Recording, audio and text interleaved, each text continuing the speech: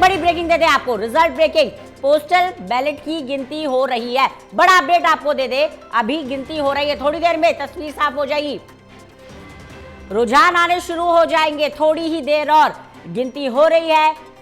बड़ा अपडेट आपको दे रहा है, रिजल्ट ब्रेकिंग बता रहे हैं आपको, पोस्टल बैलेट की गिनती सबसे पहले शुरू हुई, ये गिनती जारी है, लगातार ये गिनती जारी है।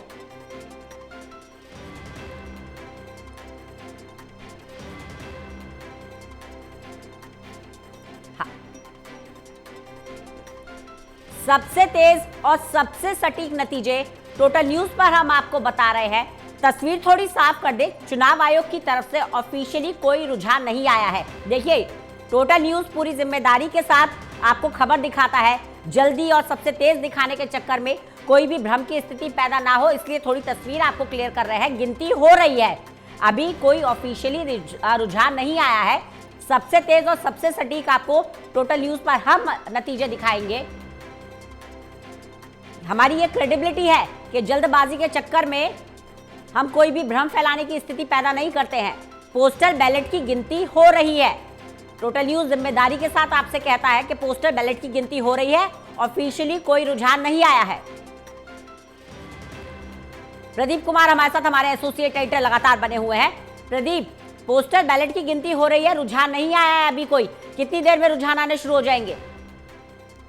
देखिए, इस बीच आपने मुझे वक्त दिया तो मैंने यहाँ पर अपडेट देखा है और ये जानकारी मिल रही है कि जो बैलेट पेपर की गिनती शुरू हुई है, शुरुआती जो 2 रुझान यहाँ पर आए हैं वो एनडीए की तरफ जाते हुए नजर आ रहे हैं। सबसे पहले पोस्टल बैलेट और पीबीएस यानी electronically transmitted postal ballot system जो होता है उसकी गिनती हो रही है और उसके करीब 8:30 के बाद जब ईवीएम के पिटारे खुलेंगे तब उसकी गिनती शुरू होगी। लेकिन जब तक पोस्टल बैलेट की गणना खत्म ना हो जाए तब तक ये ईवीएम काउंटिंग शुरू नहीं होगी, यानी पहले पोस्टल बैलेट और उसके बाद ईवीएम पर आएंगे ये जो रुझान आ रहे शुरू होंगे। तो 243 सीटें हैं, एनडीए का पलड़ा भारी है चुनावी मुकाबले में, ये शुरू से ही कहा जा रहा है। लेकिन अप्रत्याशित नतीजे को लेकर अभी तक कोई अंदाजा नहीं लगा है, क्योंकि इससे पहले भी जो रुझान आए, चाहे वो एग्जिट पोल हो, चाहे वो अन्य समीकरण हो, वहां पर जमीन पर जब ग्राउंड पर स्थिति का आकलन किया गया। एक दौर था जब हम बिहार में थे,